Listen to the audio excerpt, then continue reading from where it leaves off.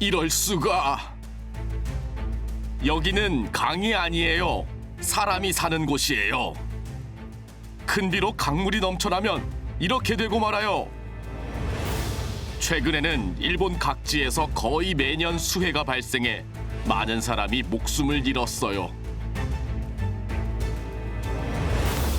息子の車がもう水流で浮き上がって流されかかってて、門の先はもう水流が激しくて、とてもじゃないけど大人の私でも出るとこれは流されるなと。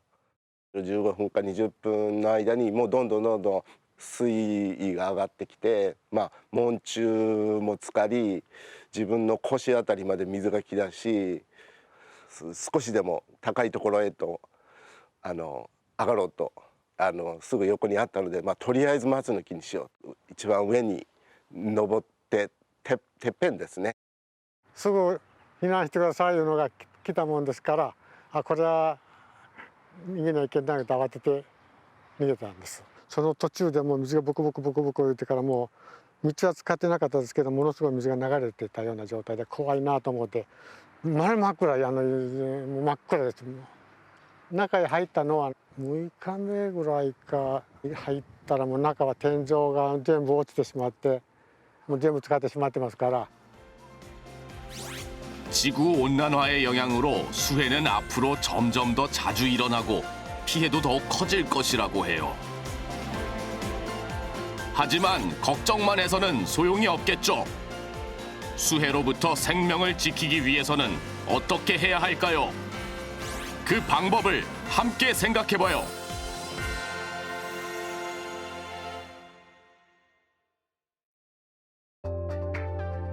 수해의 큰 원인은 상류에서 내린 큰 비로 빗물이 강에 모여 강물이 불어나 넘치는 것이에요. 강에는 그 모양에 따라 특히 넘치기 쉬운 곳이 있어요. 예를 들어 이렇게 강이 휘어진 곳, 강이 합류하는 곳, 강폭이 좁아지는 곳, 원래 굽어 흐르던 강줄기를 공사로 곧게 바꿔놓은 곳. 이런 곳은 큰 비로 강이 흘러넘칠 위험이 특히 높아요. 수해에 대비하기 위해 근처를 흐르는 강이 어떠한지 알아두는 것이 중요해요. 엄청나게 큰 비가 올 때 강은 어떻게 물이 넘치고 무슨 일이 일어날까요? CG로 살펴봐요. 이것은 지방 도시에 흐르는 강을 묘사한 거예요.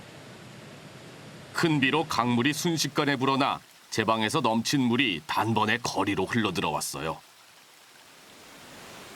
그리고 이렇게 되고 말았죠. 자동차도 떠내려가 버려요.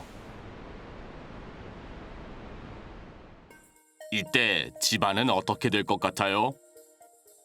잠시 들여다보죠. 여기가 집안 1층의 방이에요. 강에서 넘친 물이 집안까지 들어왔어요. 물이 더 불어났어요. 물이 바닥면에서 80cm 높이를 넘을 정도가 되면 가구가 떠올라 쓰러져요. 가구만이 아니에요. 다다미 등 많은 물건이 떠오르고 그것들이 갈 길을 막아 2층으로 대피하기 어려워져요. 밖으로 나가려 해도 바깥에 수압이 강해서 어른 힘으로도 현관문을 열기 힘들어요. 방 안에 갇힌 채 움직일 수 없는데 물은 점점 불어나요. 수해 희생자 중에는 이렇게 물에 빠져 죽는 사람이 적지 않아요. 설령 집 밖으로 나오더라도 마을 풍경은 완전히 변해 있어요. 주변이 온통 물에 잠겨버렸어요. 물이 탁해서 도로와 수로의 경계도 보이지 않고 높낮이 차도 알 수 없어서 걸어 대피하는 것은 매우 위험해요. 자동차로 이동하는 것도 조심해야 해요. 특히 위험한 것은 반지하도 등 주위보다 높이가 낮은 곳이에요. 이런 곳은 보기보다 깊은 물 웅덩이가 되어 있어요.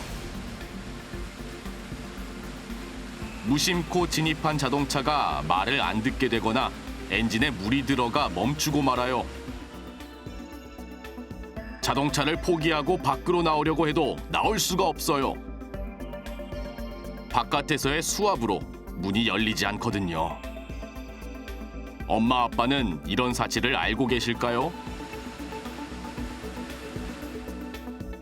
이번에는 대도시를 흐르는 큰 강을 살펴봐요. 아, 강물이 넘쳤다. 물이 점점 시가지로 흘러 들어와요.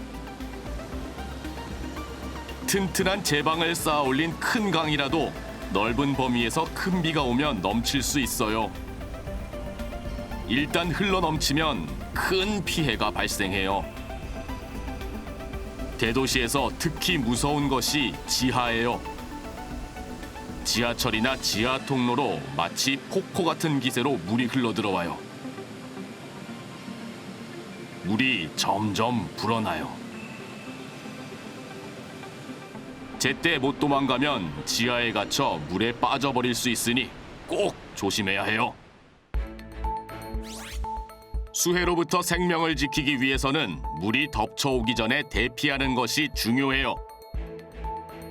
하지만 실제로 큰 비가 올 때는 의외로 대피하기 어려워요. 今までの長年の経験っていうんですかね、この辺りは大雨が降るとすぐ水が水位が上がるっていうのを分かってましたから、どうせまた多いだけで終わるだろうと、言い方はあれですけど高をくくっていたというんですか、はい。超えることはあっても切れることはもう全く考えてなかったで、ニュースでなんか決壊したいうていうのを聞いたんですけど、いやお宅が決壊するわけないと思って、もう2階お付きだったんです、はい、2階におれば大丈夫かなというぐらいで落ち着いておりました。家族がなかなか腰を上げなかった2階におれば大丈夫という気が私以上に多かったと思います。 원래 우리 인간은 큰 비가 내리고 있어도 집안은 안전해 라고 믿고 좀처럼 대피하지 않는 경우가 많아요.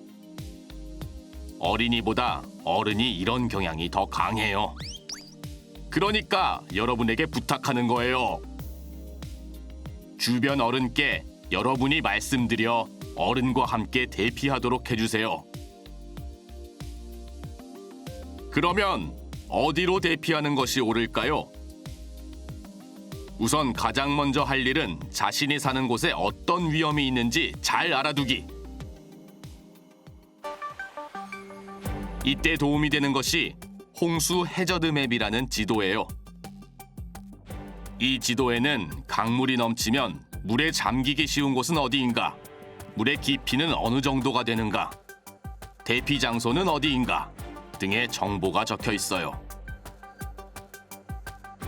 만약 여러분 집이 물에 잠기기 쉬운 곳에 있다면 물에 잠길 걱정이 없는 높은 곳에 있는 안전한 장소로 대피하세요.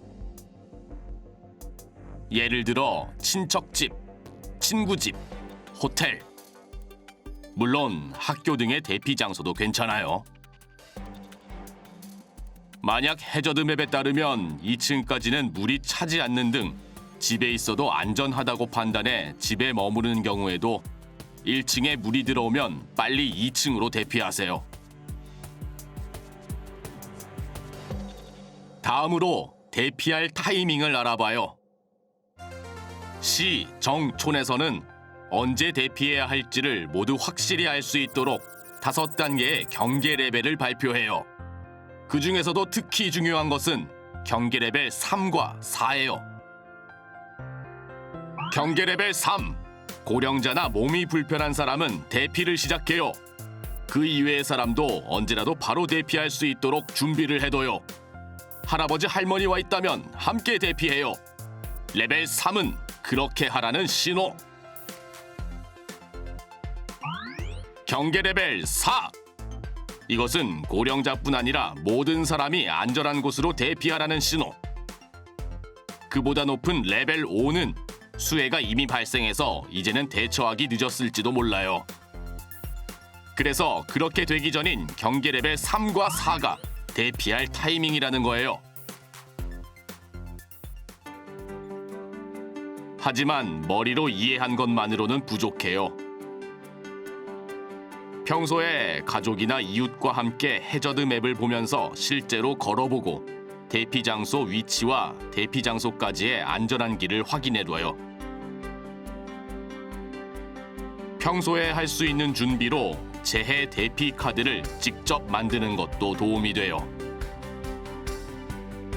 대피 장소까지 가는 길, 도중에 있는 위험한 곳, 적절한 대피 타이밍 등 만일의 경우에 해야 할 행동과 순서, 주의할 것을 아빠나 엄마, 지역 주민과 서로 이야기를 나누고 여러분이 직접 카드에 정리해두는 거죠. 학교와 마을에서 방제 훈련이 있으면 어떤 위험이 있는지 생각하면서 적극적으로 참여해요. 그렇게 실제로 직접 체험하면서 몸에 익혀두면 만약의 경우에 힘을 발휘해요. 수해는 결코 남의 일이 아니에요. 평소부터 가족, 이웃분들과 대피에 대한 이야기를 나눠 만일의 경우에 대비해요. 내 생명은 내가 지키자. 일찍 대피하도록 해요.